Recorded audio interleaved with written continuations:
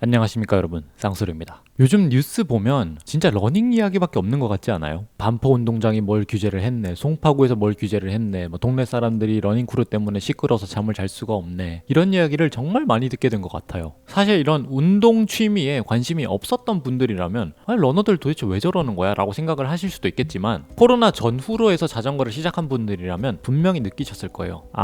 이번엔 쟤네 차례구나. 이게 절대 러닝씬만의 이야기가 아닙니다. 골프나 테니스 같은 경우에는 좀 분리된 공간에서 진행이 되다 보니까 보통 사람들의 그 생활 반경에 잘 들어오지를 못해요. 그래서 그쪽에 관심 없는 분들에게 그렇게 직접적인 영향을 안 줬을 텐데, 자전거는 이 일을 분명히 겪었습니다. 저는 그래도 자전거를 꽤나 오래 전에 시작을 했잖아요. 그래서 오늘은 여러분들께 한 스포츠가 어떻게 사람들에게 관심을 받고 어떻게 성장을 하고, 그리고 그게 어떻게 정점을 찍어서 쇠퇴의 길을 맞이하게 되는지에 대한 저의 그런 주관적인 견해와 생각들을 좀 공유를 해보려고 합니다. 다시 한번 말씀드리지만 이번 콘텐츠는 저의 주관적인 경험과 생각들로만 구성이 되어 있기 때문에 실제 정답과는 다소 거리가 있을 수 있다는 점 좀 감안을 해주시면 감사할 것 같습니다. 그리고 혹시나 한국의 건전한 운동 생활을 지지하는 분들이 계시다면 제 채널 구독도 많이 눌러주시면 감사할 것 같습니다. 구독하면 뭐가 건전해지죠? 라고 물으신다면 바뀌는 건 없지만요. 자, 그러면 기승전결의 흐름으로 제가 한번 이야기를 해볼게요. 우선 제일 처음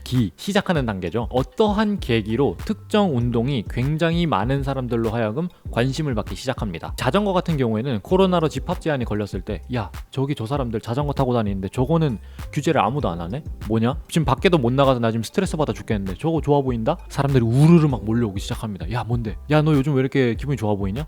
나 요즘 자전거 타는데, 야, 한강 자전거 도로 나가면 규제가 없어. 아무나 그냥 막 타도 돼. 그러면 사람들이 에? 그런 운동이 다 있다고? 그러면서 막 너도 나도 막 몰려오기 시작해요.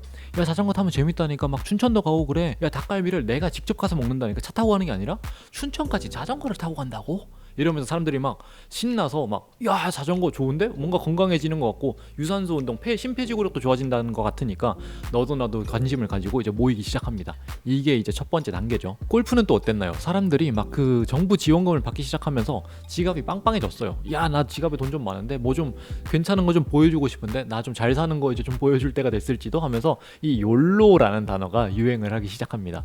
그러면서 제 또래 친구들이 너도 나도 골프채를 사고 골프장 가서 연습을 하고 필드를 나가기 시작하죠. 그러면서 SNS에 내 사진을 찍어서 올리니 막 이런 것들을 올리기 시작합니다. 지금은 아예 볼 수도 없죠. 그런 식으로 특정 계기로 인한 다수의 그런 관심과 함께 이 소셜미디어가 엄청난 사람들에게 그 영향력을 행사하기 시작합니다. 야, 요즘 네 친구들 다 이거 한다? 너 안 할 거야? 이런 식으로 사람을 몰아가기 시작해요. 그럼 이제 또 그런 생각이 드는 거죠. 나 좀 뒤처지나? 나도 좀 해야 되나? 러닝하면 뭔가 건강할 것 같은데? 이런 식으로 사람들이 그 운동으로 모여들기 시작하는 거죠. 그 다음은 폭발적인 상승세로 이어집니다. 이제 모든 사람들이 막 들어왔어요. 처음 들어오는 분들이 야, 이거 뭔데? 뭐 어떻게 해야 되는 건데? 하면서 막 들어와가지고 이 게임 어떻게 하는지 이제 찾아보는 첫 뉴비처럼 막 즐기는 방법을 찾기 시작해요. 그렇게 막 신규 유입이 들어오기 시작하면 최근에 시작했던, 조금 먼저 시작했던 선배들이 와가지고 어이, 신참 왔는가? 이 운동 아주 재밌다네. 한번 즐겨보시게나 하면서 자신이 가지고 있던 그 지식과 정보를 신규 유입자들에게 막 이제 배분하기 시작합니다. 그러면서 메이저 브랜드를 중심으로 품귀 현상이 일어나기 시작해요. 자전거 같은 경우에는 이제 입문급 자전거들, 뭐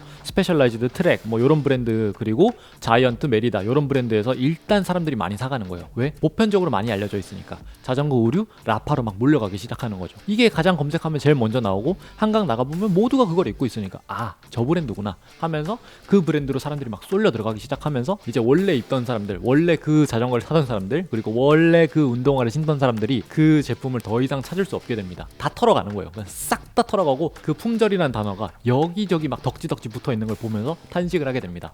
그게 바로 이 승의 단계라고 할 수 있죠. 그러면서 이 승의 단계에서 뭐가 생기기 시작하냐면 엄청난 수의 그 동호회들, 그 모임들이 생기기 시작합니다.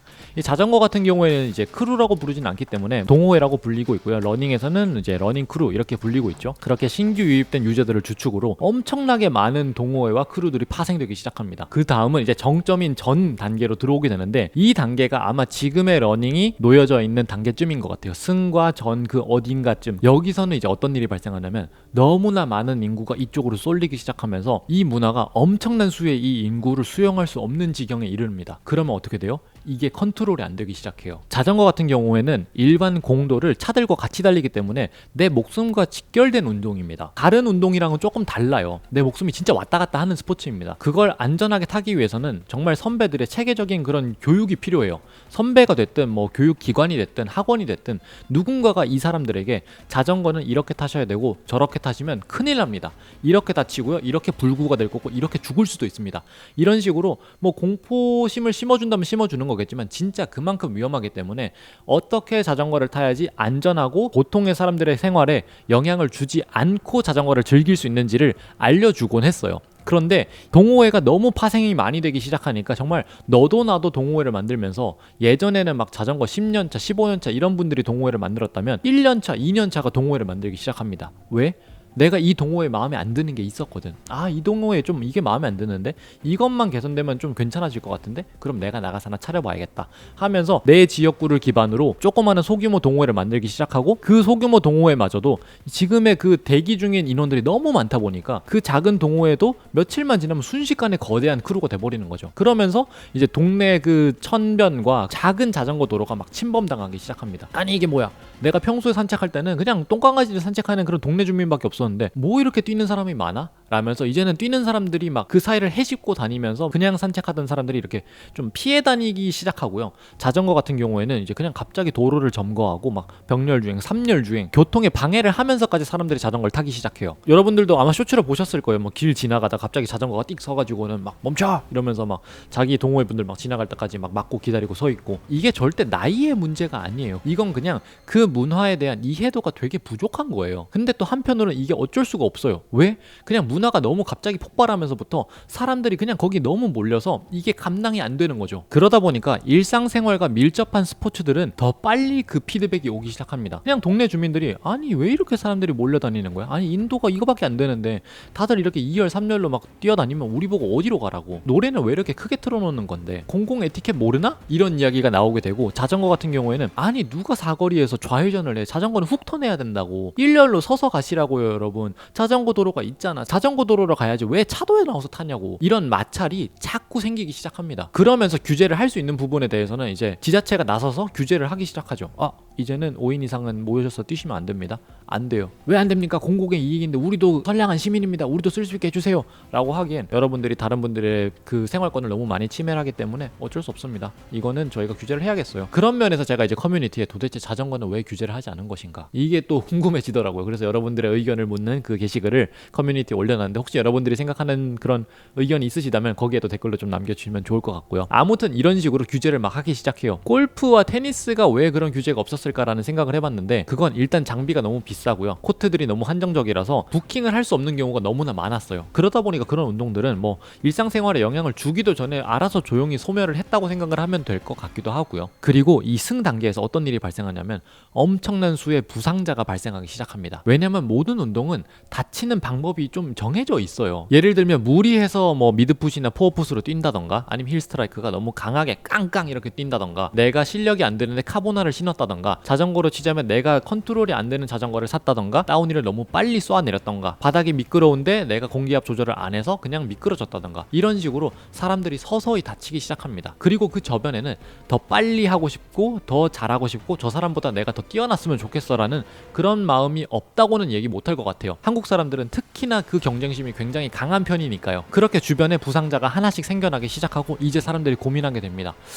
이거 지출도 너무 크고 내가 좀 너무 빠져 있었던 거 아닐까? 사실 맨날 똑같은 데 뛰는 거고 맨날 똑같은 사람들이랑 뛰는 건데 내가 너무 좀 흥분했었나? 이걸 이제 자각하기 시작합니다. 그리고 이제 마지막 결 단계로 넘어가면서 이 시장이 그냥 포화 상태가 됩니다. 자전거 업계 같은 경우에는 그 엄청난 수요를 감당하기 위해서 엄청난 양의 자전거를 주문을 했었고요. 그 주문량이 생산량을 따라가지를 못해서 계속해서 대기를 하다가 이제서야 자전거가 들어왔어요. 하지만 그럼 뭐합니까? 사람들이 이제 자전거의 흥미를 잃어버렸어요. 왜? 첫 번째, 원래부터 자전거를 타던 사람도 아니었고요. 두 번째, 내가 자전거를 특정한 이유로 타던 사람들이 아니었어요. 주변 사람들이 다 자전거를 탄다고 하니까 그러면 나도 좀 자전거를 타볼까 하면서 하면서 들어왔던 사람들이 꽤나 많단 말이죠. 근데 그런 분들은 이제 자전거를 타다 보면 나는 좀 자전거랑 안 맞는 것 같아.